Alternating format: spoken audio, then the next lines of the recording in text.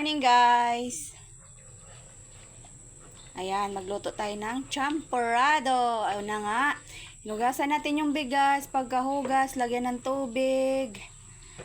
Ayan, pag kumulo, halo-haloin hanggang sa maluto yung bigas.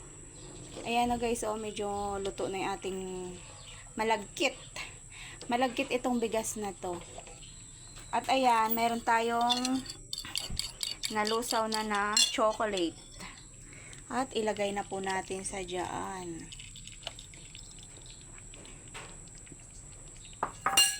Haluin. Ayan. Yummy, yummy, yummy. Yan ang nagpapasarap sa ating champorado. Halo-haloin nyo lang siya guys na mabuti para magsakto ang kanyang pagkakalapot.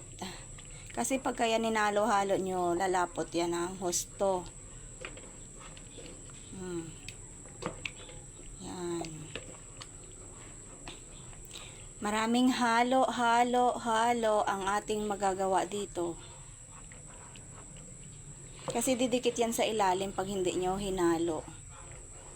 Ngayon na guys, lagyan na natin siya ng sugar. Brown sugar dahil may chocolate naman na siya. Mas masarap talaga yung brown sugar. Tansyahin nyo lang siya. Pwede kayong magdagdag ng asukal pagka kulang. Mainam ng kulang kaysa sobra. Ayan. Halo-haloin ng maigi.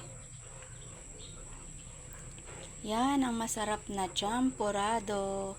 Favorite ito ng aking anak at asawa. Kaya nagluto ako ng champorado. Yan na guys, ang ganda ng pagkakaluto. Yan. Yan ang magandang pagkakaluto ng champorado. Tumitilamsik lang siya mga guys.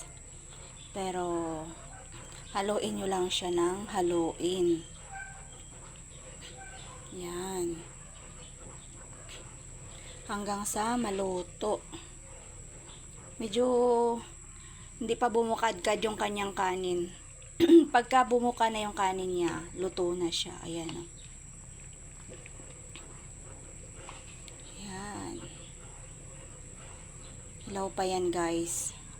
Kailangan pa natin ng maraming mekos-mekos. Haluin nyo siya ng maigi para masarap. Yan. Masarap yung ating champorado.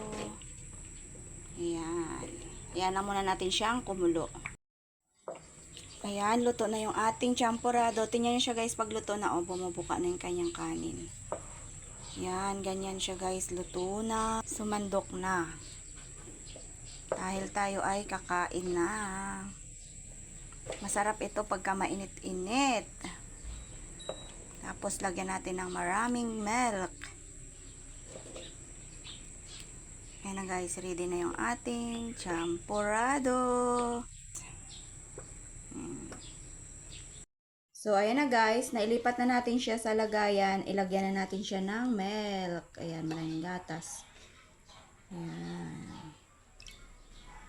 Ayan na yung ating champorado. Let's eat.